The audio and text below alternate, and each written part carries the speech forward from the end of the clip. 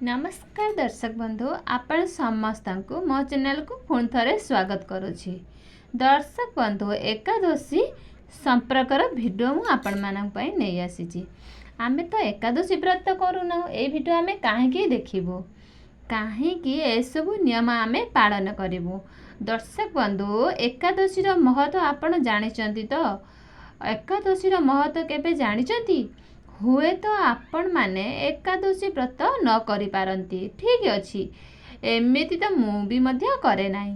लक्ष्मी नारायण को कृपा पाइबा को हेले एकादशी दिन किछि नियम मानिबा को हे दरकार। एकादशी दिन भूल मध्य एपरि कार्य करि दियंती आपणकर जीवन सदा सर्वदा अर्थर अभाव लागी रहिबो।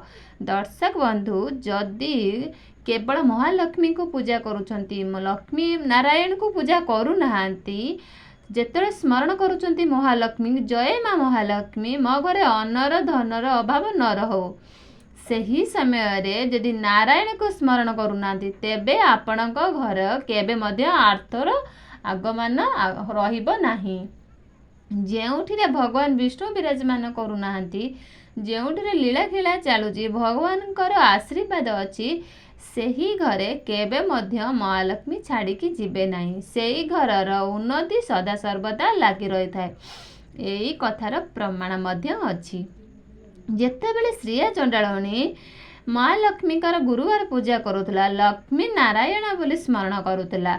जदि आपण माने जेतेबेले लक्ष्मी को पूजा करतुला नाही, अर्थर अभाव हो अन्यर अभाव हो जेकोसी कार्य आपण महालक्ष्मी पूजा करुछंती, मने रखि थांतु सदा सर्वदा लक्ष्मी नारायण की स्मरण करंतु। एही एकादशी दिनटी लक्ष्मी नारायण को समर्पित कराइछि। एही एकादशी दिन भूल मध्य एमिति कार्य करिवे नाही जेउथि पई कि महालक्ष्मी आपनक ऊपर दृष्ट हेबे।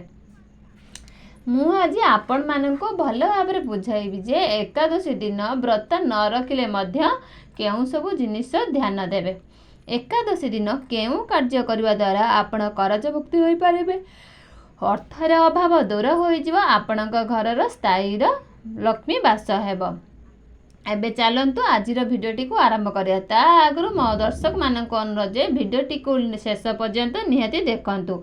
भिडियोटी को लाइक करी कमेंट सेक्शन रे ओम लक्ष्मी नारायण नमः निहाती लिखंतु। दर्शक बंधु एही भिडियोटी को बहुत मात्रा रे शेयर करंतु। जदि आपण माने मो भिडियो रे न्यू अछंती निश्चित शेयर कर दियंतु। एकादशी दिनटी जेहेतु लक्ष्मी नारायण को स्मरण करा हैछि, एही एकादशी दिन बहुत लोक अछंती व्रत रखि थांती जे कि निज गळा रे तुलसी माने गळा रे धारण करी प्रभु लक्ष्मी नारायण को उद्देश्य रे एही व्रत करंती। साधारणतः ग्राम गहली रे एही व्रतटी साधारणतः जेउ मानकर स्वामींकर मृत्यु हो जाइछि सेही महिला माने एही व्रत को रखि थांती। किछि विशेष व्यक्ति मान को लक्ष्मी नारायण को अत्यंत श्रद्धा करंती, भक्ति करंती, सेही माने एही व्रत रखंती। किंतु दर्शक बंधु एकादशी व्रतटे जीए चाहिबो सी रखि पारिबो। संकल्प नेही निजर भक्ति मुताबक सामर्थ्य मुताबक पूजा रखि पारिबे। तेबे एही एकादशी दिन केउ कार्य द्वारा आपणक जीवनर उन्नति हेबो सेही विषयटी के आपनको जणाउछि। शेषरे जणाइबि एकादशी दिन केउ कार्य करिबा अनिवार्य अटे। चलंतु जणाइबि।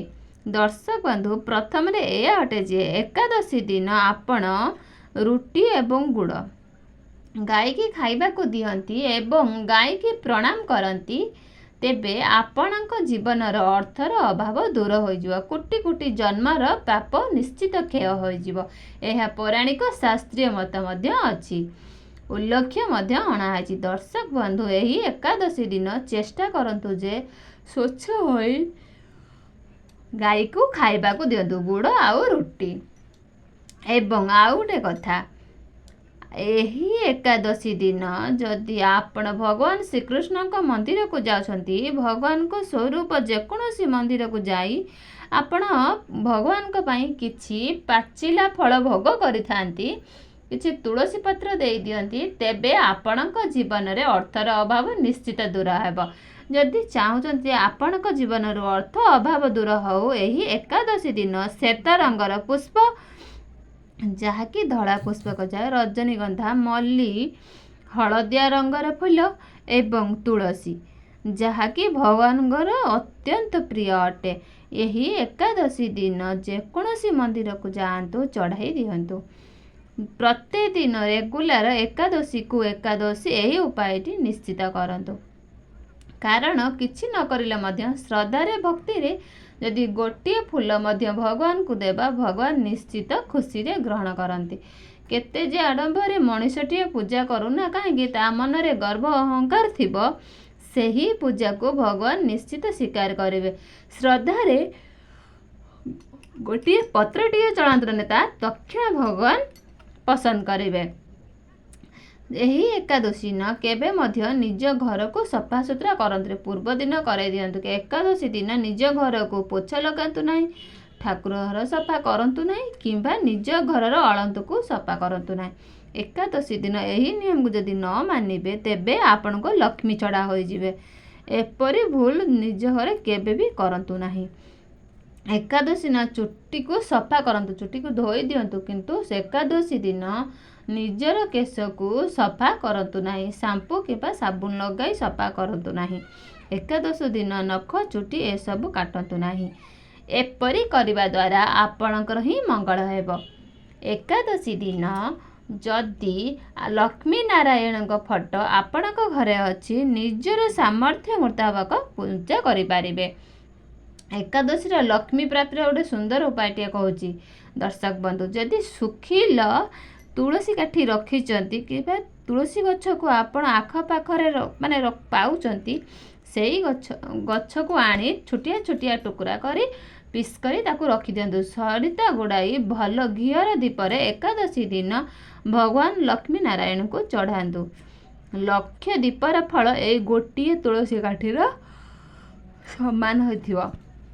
ଲକ୍ଷେଟା ଦୀପ ଜାଳିଲେ ଯେଉଁ ପୁଣ୍ୟ ପାଇପାରିବେନି, ଏହି ଶୁଖିଲା ତୁଳସୀ କାଠିକୁ ଘିଅରେ ବୁଡ଼ାଇ, ସଳିତାରେ ବୁଡ଼ାଇ ଯଦି ଦୀପ ଅର୍ପଣ କରନ୍ତି, ଲକ୍ଷ୍ମୀ ନାରାୟଣଙ୍କୁ ନାରାୟଣ ଯେକୌଣସି ସ୍ୱରୂପ ପାଖରେ କୋଟି କୋଟି ଜନ୍ମର ପାପ ଧୋଇ ହୋଇଯିବ ଏବଂ ଆପଣଙ୍କ ଘରେ ଲକ୍ଷ୍ମୀ ପ୍ରାପ୍ତି ନିଶ୍ଚିତ ହୋଇବ। କୌଣସି ନା କୌଣସି ଉପାୟରେ ଆପଣଙ୍କ ଘରକୁ ଅର୍ଥର ଆଗମନ ହେବ। ଏହି ଉପାୟକୁ ଏହି ଏକାଦଶୀରେ କରିକି ଦେଖନ୍ତୁ ଦର୍ଶକ ବନ୍ଧୁ, ଏହା ସବୁଠାରୁ ଚମତ୍କାରୀ ଉପାୟ ଅଟେ। କିଛି ଲୋକ ଏହା ଭାବନ୍ତି ଯେ ତୁଳସୀ କାଠି ଯେକି ଶୁଖି ଯାଇଥାଏ, ଏହା ତ ମୃତ୍ୟୁ ସମୟରେ ହିଁ ବ୍ୟବହାର କରାଯାଇଥାଏ। ନାହିଁ ଦର୍ଶକ ବନ୍ଧୁ, ଏପରି ବହୁତ ପୁରାଣ ଶାସ୍ତ୍ରରେ ଅଛି ଯାହାକି ପ୍ରତ୍ୟେକ ମଣିଷ ଜାଣିନଥାନ୍ତି। ଆମେ ଯାହା ବି ଜାଣିଛେ ତାଠାରୁ ଅଧିକ ଜ୍ଞାନ ମହାପୁରୁଷମାନେ ଏବେ ମଧ୍ୟ ଜାଣିଛନ୍ତି ବା ପଢ଼ିଛନ୍ତି। ଆମେ ଯେତିକି ଜ୍ଞାନ ଜାଣିଛେ ତାଠାରୁ ଅଧିକ ଛୋଟିଆ ମଣିଷଟିଏ ହେଉନା କାହିଁକି, ସେ ବହୁତ କିଛି ଜାଣିଥାଏ।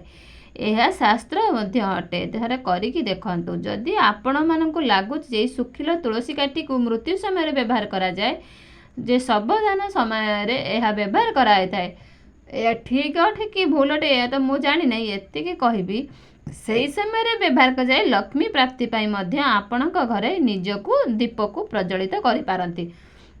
ଏଥିରେ କୌଣସି ମଧ୍ୟ ପାପ ନାହିଁ କି କୌଣସି ମଧ୍ୟ ଭୁଲ ନାହିଁ। ଏହି ଉପାୟକୁ ଆପଣ ନିଶ୍ଚିତ କରିପାରନ୍ତି। ଏହି ଏକାଦଶୀ ଦିନ ଯଦି ପାରୁଛନ୍ତି ଚାଉଳକୁ ଖାଆନ୍ତୁ ନାହିଁ। ଦର୍ଶକ ବନ୍ଧୁ, ଯେଉଁମାନେ ଚାଉଳକୁ ଖାଆନ୍ତି ଏକାଦଶୀ ଦିନ ଭାତ ଖାଆନ୍ତି, ପାପ ଲାଗିଥାଏ ବୋଲି ପୁରାଣରେ ମତ ଅଛି। ତେଣୁକରି ବହୁତ ଜାଗାରେ ଆପଣମାନେ ଦେଖିଥିବେ ଯେ ଏକାଦଶୀ ଦିନ ଚାଉଳ ଅର୍ଥାତ୍ ଭାତ, ଚାଉଳର ରସକୁ ଖାଆନ୍ତୁ ନାହିଁ। ଯେଉଁମାନେ ଏକାଦଶୀ ବ୍ରତ କରନ୍ତି ସେମାନେ ବିନା ଲୁଣରେ ଖାଆନ୍ତି, ବିନା ଚାଉଳରେ ରସ ଖାଦ୍ୟ ଖାଆନ୍ତି। ଏବେ ପ୍ରଶ୍ନ ଆସେ ଯେ ଏକାଦଶୀ ବ୍ରତ କରୁନାହାନ୍ତି। ଛୋଟ ପିଲା, ବୟସ୍କ ଲୋକଙ୍କୁ ତ ବାରଣ ନାହିଁ। ଯଦି ବଡ଼ମାନେ ଏହି ନିୟମକୁ ପାଳନ କରିବେ, ତାଙ୍କ ଘରର ନିଶ୍ଚିତ ମଙ୍ଗଳ ହେବ। ଏକାଦଶୀ ଦିନ ଆପଣମାନେ ଚେଷ୍ଟା କରନ୍ତି ଗହମ ଜାତୀୟ ଜିନିଷ ଖାଆନ୍ତୁ, ଅନ୍ୟ କିଛି ଖାଦ୍ୟ ଖାଆନ୍ତି, ଚାଉଳ ରସକୁ କେବେ ବି ଖାଆନ୍ତୁ ନାହିଁ, ଆପଣଙ୍କର ହିଁ ମଙ୍ଗଳ ହେବ। ଆଉ ଗୋଟେ ଉପାୟ, ଏକାଦଶୀ ଦିନ ଆପଣମାନେ କଦଳୀ ବୃକ୍ଷକୁ ଗୋଟିଏ ପାତ୍ରରେ କିଛି ହଳଦୀ ଜଳ ନେଇ ଲକ୍ଷ୍ମୀ ନାରାୟଣ ଉଦ୍ଦେଶ୍ୟ ନେଇ ପୂଜା କରୁଛନ୍ତି, ତେବେ ଆପଣଙ୍କ ଘରର ଧନଜନିତ ସମସ୍ୟା ଦୂର ହୋଇଯିବ। ଏହି ଉପାୟକୁ ଆପଣ ନିଶ୍ଚିତ କରନ୍ତୁ ଦର୍ଶକ ବନ୍ଧୁ, ଆପଣଙ୍କର ହିଁ ମଙ୍ଗଳ ହେବ।